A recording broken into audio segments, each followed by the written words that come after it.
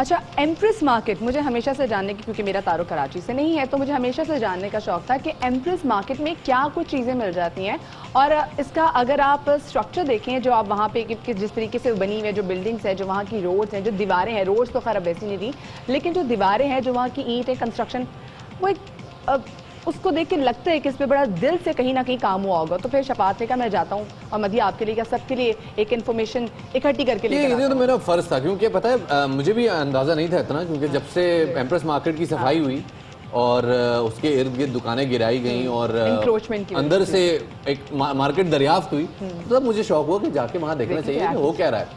आपके लिए मैंने थोड़ी सी रिसर्च करके अंदर से कुछ स्टोरी डिग आउट की है, जरा देखिए, मुझे बताइए कैसा लगा आपको।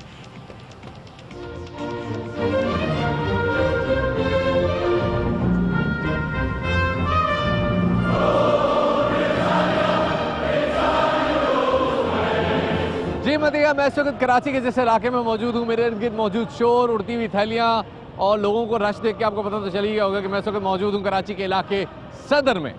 और सदर में मैं जिस मकाम पे मौजूद हूँ उसका नाम है एम्प्रेस मार्केट। इस इमारत की कंस्ट्रक्शन की सबसे मुनफरिद चीज इसकी स्टोन मेसनरी है। आप देख सकते हैं ये इतना बड़ा ब्लॉक कराची के इलाके गिजरी से निकाला गया, इसको यहां तक लाया गया, यहां पे इसको मजीद क्राफ्ट किया गया और बिल्डिंग की ज्योमेट्री के हिसाब से इनको काट के पूरे पूरे ब्लॉक को यहां पे सजाया गया। एक ब्लॉक के ऊपर दूसरा ब्लॉक के ऊपर तीसरा ब्लॉक और अंदर मसाले की एक इंतहाई पतली सी तह। इस तरह पूरे का पूरा 140 फुट का टावर इन ब्लॉक्स ने ज्योमेट्रिकली बैलेंस किया हुआ है। अंग्रेजों को कराची तक लाने के लिए एक बड़ी अट्रैक्शन बलूचिस्तान के इलाकों में मौजूद क्रोमियम था, जो कि कराची के जरिए ले जाया जाता था इंग्लैंड, जहां उस क्रोमियम से बनाया जाता था स्टील, और उसी स्टील का बना हुआ है ये गेट। बनने के तकरीबन 150 साल बाद तक आज भी न इस पे जंग आया है और न इसका पेंट खराब हुआ है। थोड़ा सा अलबत्ता हमारी बेवकूफियां। एम्प्रेस मार्केट को मुत्तहिदा हिंदुस्तान का पहला शॉपिंग मॉल भी कह सकते हैं। ये 130 फुट लंबा सहन हमेशा से कारोबारी सरगर्मियों का मरकज रहा है, लेकिन हमेशा से ये ऐसा नहीं था कि यहाँ पे लोकल्स भी आते हों, क्योंकि तकसीम से पहले तक यहाँ पे लोकल्स को आने की इजाजत तक नहीं थी। एम्प्रेस मार्केट क्यों बनी, इसके हवाले से तो लोगों के जहन में कहीं आ रहा है। कुछ लोग कहते हैं कि मलका बरतानिया हिंदुस्तान में कदम रखना चाहती थी और वो दिल्ली या लाहौर जा नहीं सकती थी, तो उसके लिए कराची नाम का शहर आबाद किया गया और यहाँ से लेके ज़ैनब मार्केट तक की पूरा एले, ज़ेबन-ए-निसा स्ट्रीट जिसको हम आजकल कहते हैं, ये पूरा एले तैयार किया गया। लेकिन एक राय ये भी है कि 1857 में इस ग्राउंड में कुछ अजीबोगरीब वाक़यात हुए। किस्सा ये था कि जंग आज़ादी की तहरीक ज़ोरों पर थी। इसी तहरीक में कराची के कुछ नौजवान भी शामिल हुए, जो कि उस वक़्त अंग्रेज़ फ़ौज में भर्ती थे। रामदीन पांडे नामी आदमी उन फौजियों की क़यादत कर रहा था। प्लान ये था कि कराची में फौजियों पर हमला करके उनसे असलहा छीन के हैदराबाद के असलहा डिपो पर कब्जा किया जाएगा और वहाँ से वो असलहा नौजवानों में तकसीम करके दिल्ली की तरफ मार्च किया जाएगा।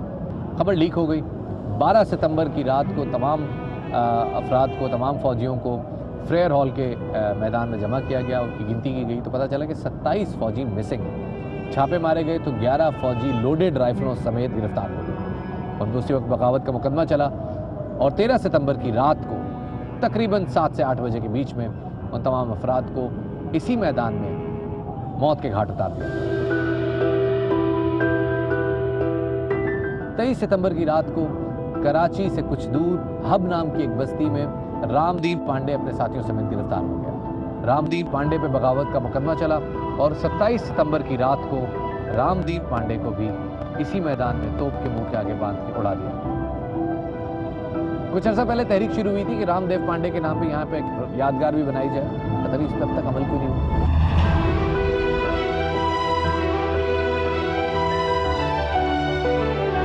130 फुट लंबे इस सहन के अंदर कारोबारी सरगर्मियां सारा साल इसी तरह जोरों शोर से जारी रहती हैं।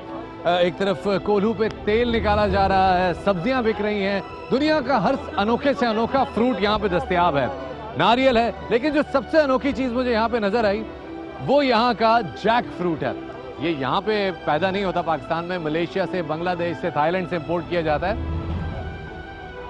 साइज काफी अच्छा है इसका। रामदीन पांडे और उसके साथियों के मरने के बाद यहाँ के मकामी अफराद ने उसकी याद में इस मैदान के आसपास गुलदस्ते रखने शुरू कर दिए, शम्में जलानी शुरू कर दी। ये तब की अंग्रेज़ हुकूमत के लिए काफ़ी परेशान कुन सूरत हाल थी, सो उन्होंने यहाँ पे मकामी अफराद का दाखिला बंद कर दिया। लेकिन मेन टूरिस्ट हब के अंदर मौजूद एक ऐसा इलाका जहाँ मकामी अफराद का दाखिला बंद हो, कुछ समझ में नहीं आता था। तो फिर उसके लिए फैसला ये किया गया कि 1884 में तब के कमिश्नर कराची जेम्स फर्गसन ने KMC मार्केट का संग बुनियाद रखा। 5 साल में ये मार्केट मुकम्मल हुई और इस मार्केट को उस वक्त की मलिका बरतानिया मलका विक्टोरिया के नाम से मंसूब कर दिया गया। एंटी इंक्रोचमेंट ऑपरेशन के बाद जो एम्प्रेस मार्केट की सूरत हाल आपके सामने है, ऑपरेशन से पहले इससे कहीं ज़्यादा बुरी थी। लेकिन मसला ये है कि इस मार्केट के अंदर मौजूद गरीब दुकानदार बिजली, पानी, गैस जैसी बुनियादी सहूलत से महरूम है अभी तक। मैं उम्मीद करता हूँ हुकूमत इन मसाइल पर जल्द काबू पाएगी और इस मार्केट को दोबारा एक टूरिस्ट स्पॉट के तौर पर दुनिया भर में मनवाएगी।